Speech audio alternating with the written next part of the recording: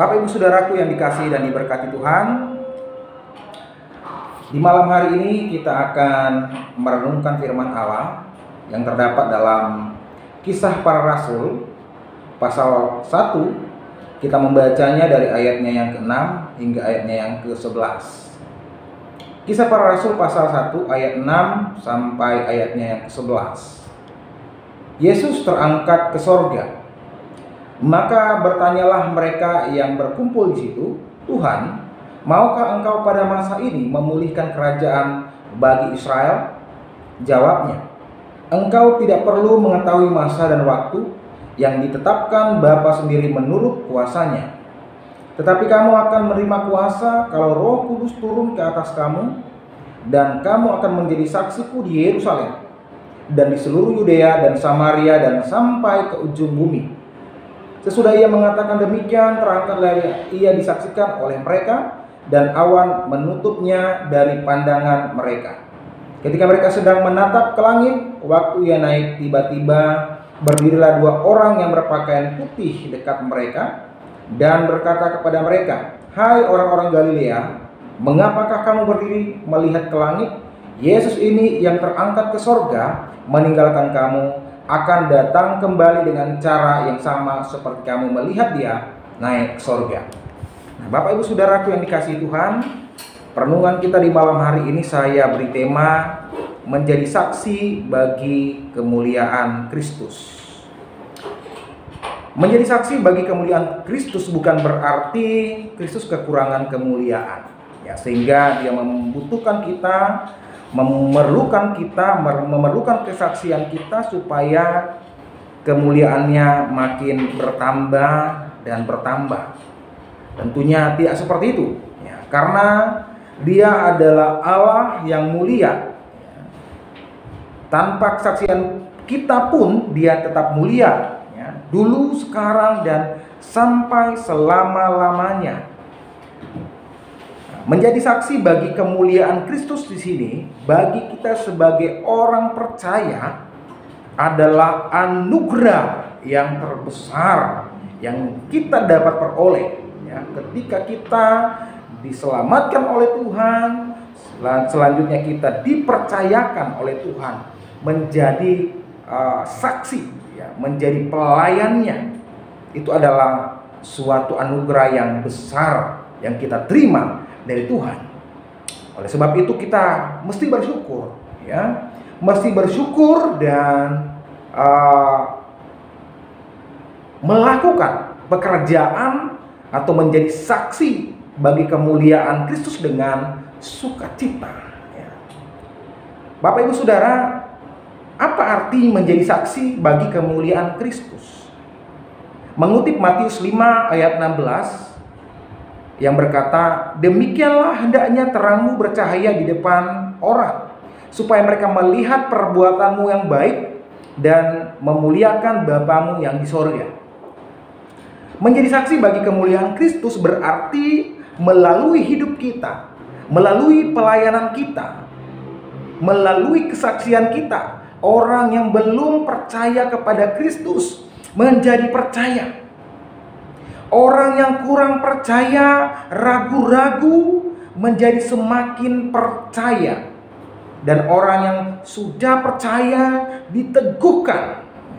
Dan pada akhirnya semua orang ini memuliakan Allah. Bapak Ibu Saudaraku yang dikasihi Tuhan, melihat realita hidup kita, ya, khususnya di kalangan orang percaya, berbicara soal bersaksi, berbicara soal melayani, masih ditemukan orang-orang percaya, orang-orang Kristen yang baik hidupnya maupun pelayanannya hanya difokuskan untuk kemuliaan dirinya sendiri, untuk kepentingan dirinya sendiri, bukan untuk kemuliaan Tuhan. Dalam Matius pasal 7 ayat 21 hingga 23 dijelaskan di sana bahwa ada orang-orang yang sudah melayani dengan luar biasa, namun Tuhan menolaknya, ya. Tuhan menolak Dan disebut oleh Yesus di sana bahwa enyahlah hai pembuat kejahatan. Saudara, dari ayat-ayat ini ada dua hal yang kita dapat simpulkan. Yang pertama, ada orang-orang yang melayani dengan motivasi yang terselubung. Ya, baik pada masa itu ketika Tuhan Yesus berbicara, ataupun sampai sekarang ini. Di zaman kita ini, ada juga orang-orang yang melayani bukan untuk kemuliaan Tuhan.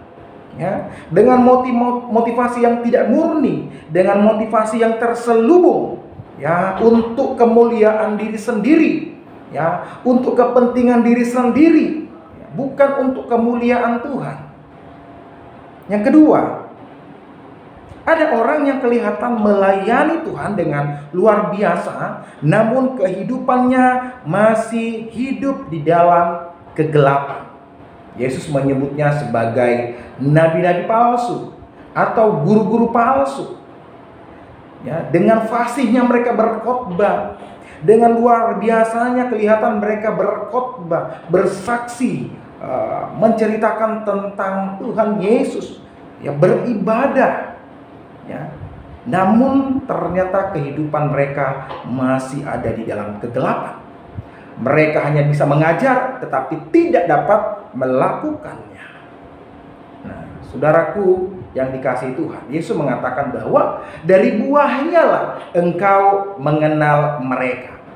Ya, jadi mereka hanya bisa berkhotbah, mereka hanya bisa mengajar, tetapi mereka tidak melakukan kebenaran firman Allah. Saudara, ini yang dimaksud oleh Tuhan Yesus dari Matius pasal 7 ayat 21 sampai 23, ya, dari dua poin tadi, ya. Dan ternyata dalam kehidupan kita, dalam realita kehidupan orang percaya, dalam dunia pelayanan, masih ada orang-orang yang seperti ini, yang intinya baik dia melayani maupun hidupnya dipersembahkan bukan untuk Tuhan, bukan untuk kemuliaan nama Tuhan, tetapi dia melayani untuk kepentingan diri sendiri, untuk kemuliaan diri sendiri. Nah, saudaraku yang dikasihi Tuhan, orang-orang percaya melalui hidupnya dan pelayanannya harus membuat orang memuliakan Kristus. Karena kita diciptakan, selanjutnya kita dipanggil khusus oleh Tuhan untuk melayaninya, untuk kemuliaan nama Tuhan. Bapak Ibu Saudara, jika kita kembali ke bacaan kita tadi, ke dalam teks, ya, bacaan kita Kisah Para Rasul pasal 1 ayat 6 hingga ayat yang ke-11, penulis yaitu Lukas sedang menceritakan tentang percakapan Yesus dengan murid-muridnya sebelum ia terangkat ke sorga. Dalam ayat 6 kita dapat melihat cara berpikir rasul-rasul yang sebenarnya tidak sejalan dengan panggilan mereka, ya, sebagai seorang rasul. Apa pokok pikiran para rasul? Nah, ada dua hal di sini. Yang pertama, dari kata memulihkan. Dalam ayat 6. Dalam ayat 6 dikatakan, maka bertanyalah mereka yang berkumpul di situ, Tuhan, maukah engkau pada masa ini memulihkan kerajaan bagi Israel? Perhatikan kata memulihkan di situ, saudara. Ya. Nah, dalam ayat 6 dari kata memulihkan di sini nyata bahwa keinginan para rasul adalah Yesus memulihkan kembali kerajaan Israel seperti sedia kala ketika mereka berjaya dalam pemerintahan dinasti Daud. Ya, itu pokok pikiran mereka. Mereka berpikir bahwa Yesus datang atau mereka diutus untuk hal itu, untuk pemulihan Israel secara politis. Ya. Kemudian yang kedua, pokok pikiran mereka yang agak keliru, agak tidak nyambung dengan panggilan mereka adalah tentang konsep Mesias. Konsep Mesias para rasul pada masa itu masih mengalami kekeliruan. Ya, mereka beranggapan bahwa Yesus datang untuk membebaskan Israel dari penjajahan bangsa Romawi, sehingga mereka memaksa Yesus dalam tanda kutip, atau menginginkan Yesus, ya, bertanya kepada Yesus, kapan engkau memulihkan kembali bangsa Israel seperti sedia kala, ya, ketika Raja Daud memerintah. Ya, itu pemikiran para rasul yang sebenarnya tidak selaras dengan panggilan mereka untuk melayani. Nah, Bapak Ibu Saudara, apa yang dapat kita simpulkan dari pemikiran para rasul ini? Yang pertama, mereka belum memahami sungguh apa hakikat panggilan mereka. Ya, mereka belum sungguh-sungguh memahami hakikat panggilan mereka. Ya. Yang kedua, mereka masih berfokus pada diri sendiri, kepada kenyamanan diri sendiri, kepada berkat, kepada situasi yang mereka tahu, ya. Pada masa pemerintahan atau pada masa kejayaan Daud, ya, bangsa Israel dalam kondisi yang sejahtera, dalam kondisi yang baik, dalam kondisi yang berjaya, Bapak Ibu Saudara. Itu fokus mereka. Itu keinginan yang muncul dari pertanyaan mereka kepada Yesus. Kapan Tuhan Engkau pulihkan lagi bangsa Israel seperti sedia kala, supaya kami ini tidak terhina, supaya kami ini ada di dalam keadaan yang nyaman, ada di dalam keadaan yang berbahagia. Namun bukan itu alasan Yesus memilih mereka, saudara. Kemudian yang ketiga, mereka hanya memikirkan bangsa mereka sendiri, Bapak Ibu. Ya, para rasul ini hanya memikirkan bangsa mereka sendiri. Padahal kalau kita melihat jangkauan dari tugas pelayanan mereka, itu bukan hanya untuk Israel, ya, untuk Israel. Tetapi nasionalisme mereka yang sempit, ya, itu menutup mata mereka untuk mereka melihat betapa besarnya kasih Allah kepada bangsa-bangsa lain. Betapa besarnya kasih Allah kepada semua bangsa, yang olehnya Allah mengutus mereka untuk memberitakan Injil kepada semua kaum, kepada semua bangsa, kepada semua suku bangsa. Bapak Ibu Saudara, melihat cara berpikir yang keliru ini, Yesus dalam ayat yang ke-7 sampai yang ke-8 mengarahkan mereka kepada panggilan mereka yang sesungguhnya, ya, bahwa mereka itu dipanggil untuk menjadi saksi, bukan cuma di Israel, tapi juga sampai ke ujung bumi, kepada semua bangsa, ya, mulai dari Yerusalem, seluruh Yudea, Samaria, dan sampai ke ujung-ujung bumi. Yesus di sini memberikan mereka pemahaman bahwa kalian itu dipanggil, ya, bukan untuk, ya, kesejahteraan Israel saja, ya, tetapi kalian dipanggil untuk menjadi saksi, ya, bagi seluruh bangsa, sehingga melalui para rasul ini banyak orang menjadi percaya. Bukankah itu rancangan Tuhan dari awal? Ya, ketika Abraham dipanggil bahwa dari keturunan Abraham semua bangsa akan diberkati. Mereka tidak melihat, mereka tidak memahami akan rancangan Allah yang Allah sudah rancang dari semula, bahwa semua bangsa harus menyembah Allah, semua bangsa harus percaya kepada Allah, semua bangsa harus memuliakan Allah, dan melalui Israel, ya, mereka harus menjadi berkat, ya, melalui ke-12 rasul ini yang sudah dipilih khusus oleh Tuhan dalam anugerah Kristus, mereka harus menjadi berkat bagi bangsa-bangsa, bukan hanya bangsa Israel, ya. Jadi Yesus membukakan pikiran mereka yang pada masa itu belum sungguh-sungguh memahami akan hakikat panggilan mereka yang sesungguhnya. Bapak Ibu Saudaraku yang dikasihi dan diberkati Tuhan, bagaimana supaya orang-orang percaya, bagaimana supaya kita semua ya, dapat menjadi saksi bagi kemuliaan Kristus. Yang pertama, kita harus memahami akan hakikat panggilan kita. Ya, kita harus memahami akan panggilan kita.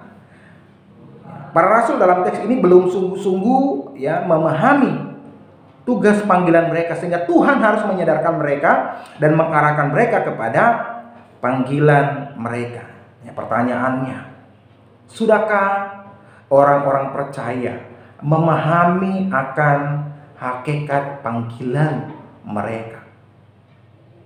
Saya berharap bahwa kita semua sebagai orang-orang percaya sadar dan memahami betul bahwa panggilan untuk menjadi saksi, ya, itu bukan hanya panggilan yang ditujukan kepada para rasul, ya, bukan panggilan yang hanya ditujukan kepada hamba-hamba Tuhan yang full time, para pendeta, para misionaris, dan hamba-hamba Tuhan yang lain. Tetapi panggilan untuk menjadi saksi adalah panggilan bagi semua orang percaya. Dalam ayat 8, cakupan pelayanan adalah sampai ke ujung bumi atau seluruh suku bangsa. Bapak Ibu Saudara, bagaimana mungkin ke-12 rasul dan juga para hamba-hamba Tuhan dapat melaksanakan tugas sebegitu besar, ya. Wilayah pelayanannya itu sungguh luar biasa sampai ke ujung bumi. Bagaimana mungkin, ya, orang-orang percaya, bagaimana mungkin hamba-hamba Tuhan, para rasul, dan pada masa kita ini ya pendeta, hamba-hamba Tuhan, para misionaris, yang kalau kita hitung-hitungan dibandingkan dengan populasi orang-orang percaya di dunia ini, maka itu mungkin hanya 1, berapa persen atau mungkin 0, sekian persen. Sangat sedikit. Dan firman Tuhan juga mengatakan, ya, bahwa pekerja sedikit, ya. Pekerja sangat sedikit, Bapak Ibu Saudara. Oleh karena itu, Saudara, panggilan kita ini, panggilan untuk menjadi saksi, adalah panggilan kepada semua orang percaya. Nah, kalau kita kembali kepada firman Allah, kalau kita memeriksa kembali dalam kisah atau perjalanan jemaat mula-mula, ketika terjadi penganiayaan orang Kristen di Yerusalem, maka orang-orang Kristen yang tersebar, ya, orang-orang Kristen yang melarikan diri itu, ya, lari di berbagai daerah, dan di sana mereka memberitakan Injil, ya, dan Injil tersebar kemana-mana. Ketika orang-orang percaya mula-mula, ya, oleh karena penganiayaan mereka tersebar kemana-mana. Saudara, bukan hamba Tuhan, bukan hanya hamba Tuhan, tetapi semua orang percaya melibatkan dirinya dalam panggilannya, karena mereka tahu, mereka sadar bahwa panggilan itu telah Tuhan berikan, atau Tuhan telah memanggil semua orang percaya untuk menjadi saksinya. Dan mereka tahu, mereka sadar bahwa panggilan untuk melayani Tuhan itu adalah anugerah yang besar, yang harus mereka tangkap, yang mereka harus hargai, yang mereka harus ambil dengan segera. Karena itu adalah anugerah, sebuah hadiah yang tiada ternilai besarnya ketika dipercayakan untuk menjadi saksi, untuk menjadi agen, ya, pemulihan Tuhan, untuk membawa berita kemenangan bagi orang-orang yang Tuhan sudah pilih untuk diselamatkan. Itu adalah kesadaran daripada jemaat mula-mula. Sehingga kita lihat bahwa begitu cepat tersebar Injil itu kemana-mana. Ditambah lagi dengan kehadiran Rasul Paulus dan Barnabas, menambah cepatnya pergerakan Injil tersebar kemana-mana, ke Asia, kemudian ke Eropa, dan begitu cepat. Itu karena apa, Bapak Ibu Saudara? Karena semua orang percaya terlibat dalam penginjilan. Saudaraku yang dikasihi Tuhan, memberitakan Injil, menjadi saksi bagi Kristus, ya, bukanlah sebuah pilihan, tetapi sebuah keharusan.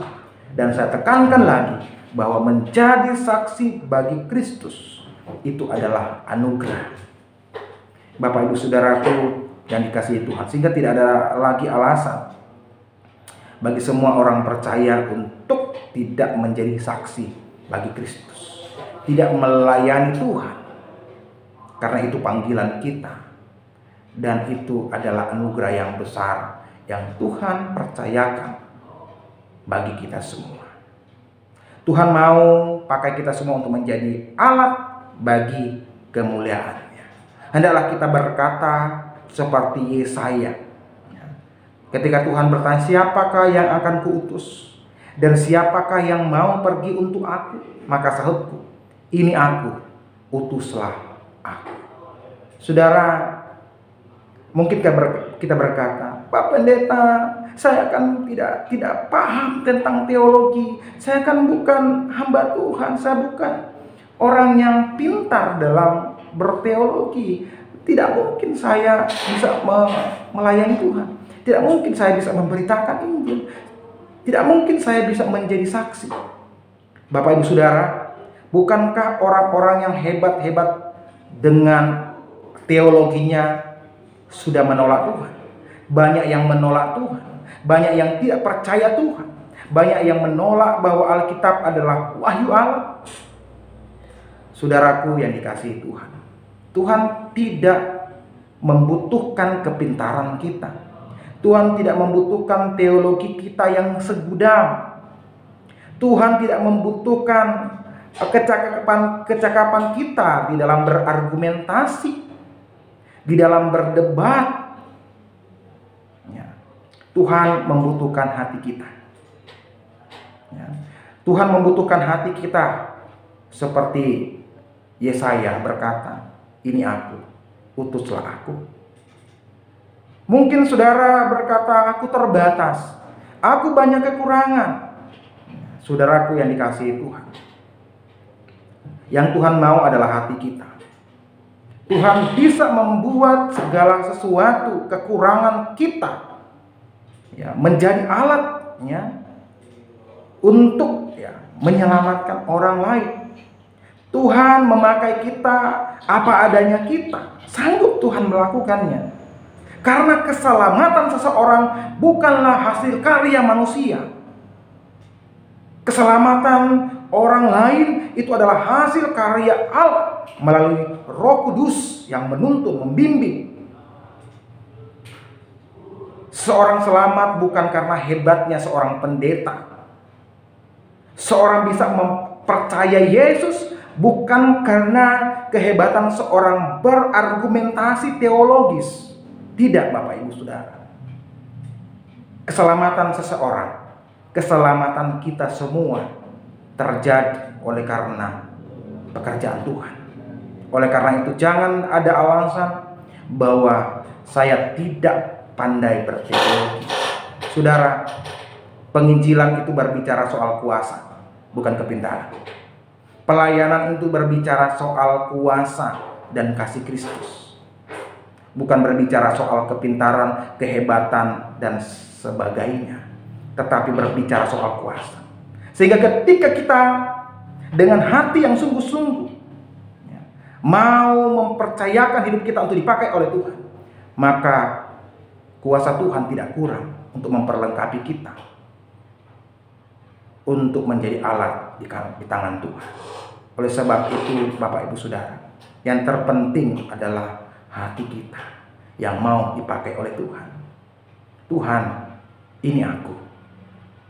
Dengan penuh keterbatasan, aku tidak pandai berteologi, aku tidak pandai berargumentasi, aku tidak pandai banyak hal, tapi aku mau melayani Engkau.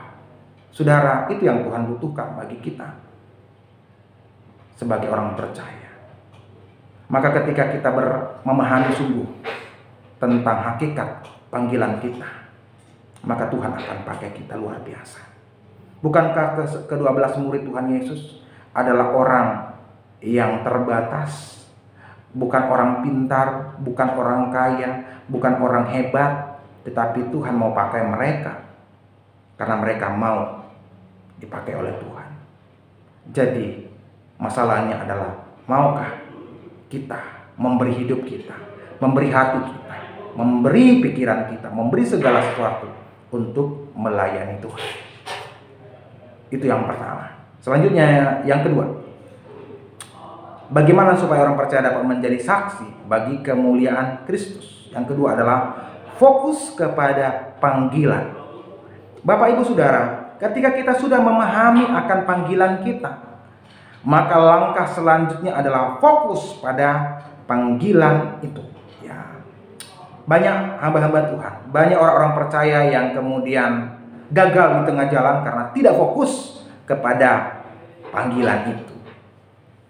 Dalam teks ini para rasul masih fokus kepada kesenangan diri sendiri, kepada bangsa sendiri, ya, kepada hal ya, kesenangan diri sendiri.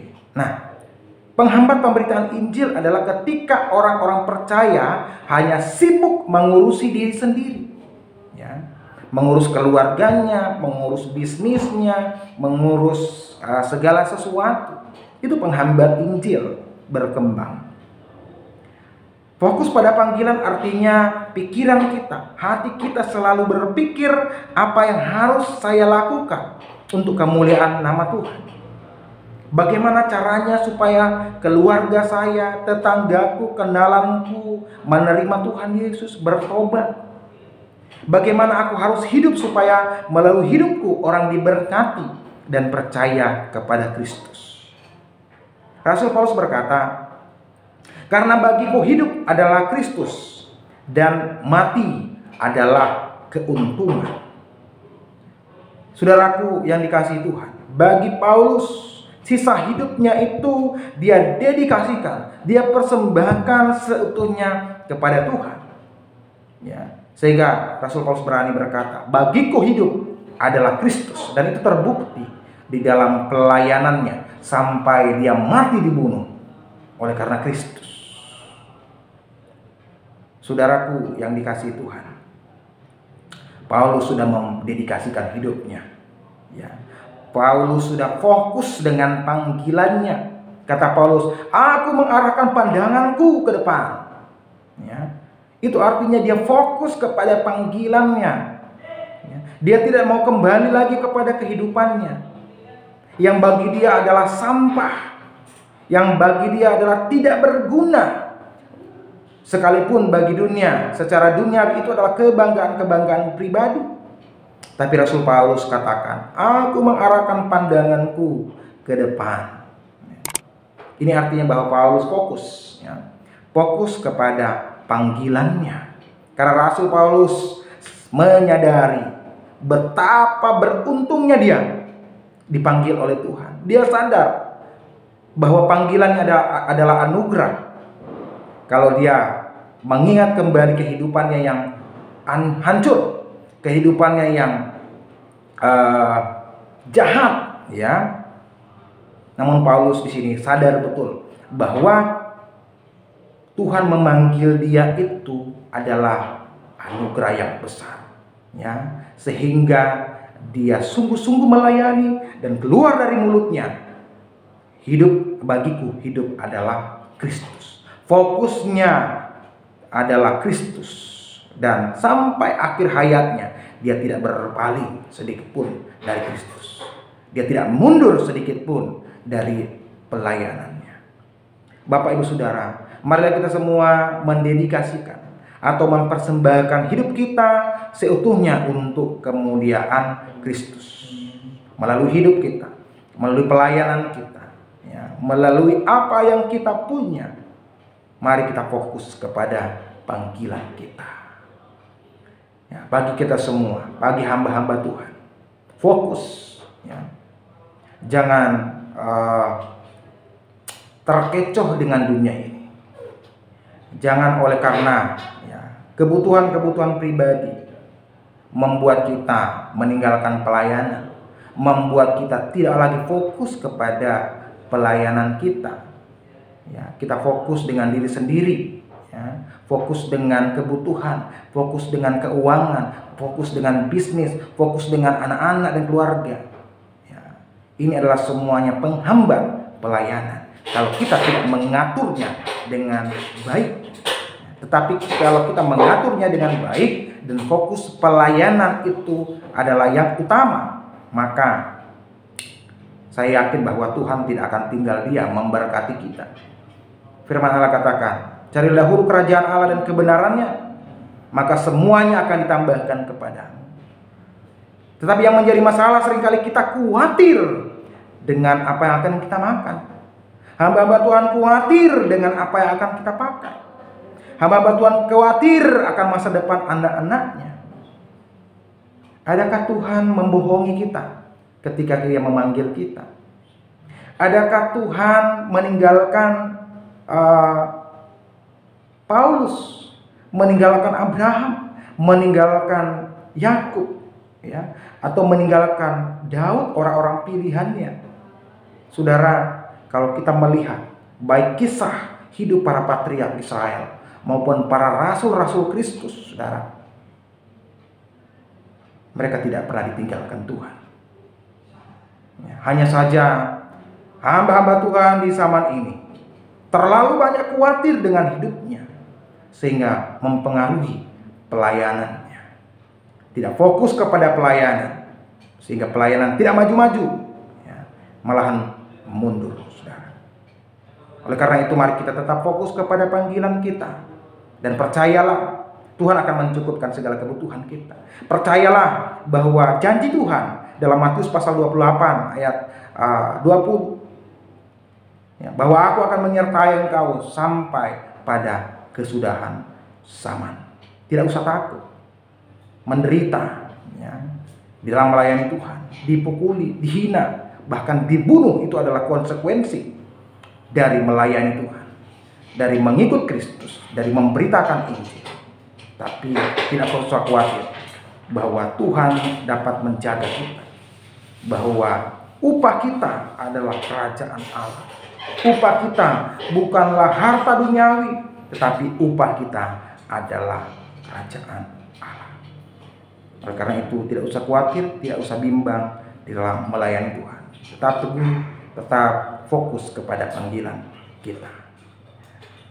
Bapak Ibu Saudara, oleh sebab itu melalui poin ini saya mengajak kita untuk membuat suatu komitmen yang baru. Mungkin komitmen kita sudah mulai goyah. Oleh karena itu di malam hari ini ketika saudara mendengarkan firman Tuhan ini, buatlah komitmen. Tuhan, melalui hidupku aku persembahkan hidupku ini untuk menjadi kemuliaan nama-Mu. Mulai sekarang aku mendedikasikan hidupku, apapun yang aku miliki, sekalipun aku kurang, sekalipun aku tidak menguasai teologi, apa yang aku punya aku persembahkan untuk melayani Tuhan. Tenagaku saya akan persembahkan untuk Tuhan. Pikiranku saya akan persembahkan untuk kemuliaan nama Tuhan.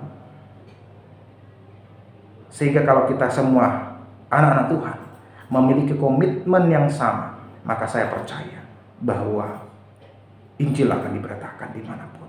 Injil akan tersebar ke seluruh dunia seperti panggilan Tuhan kepada orang-orang percaya bahwa Injil harus diberitakan ke seluruh dunia.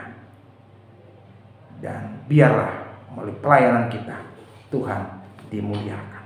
Amin.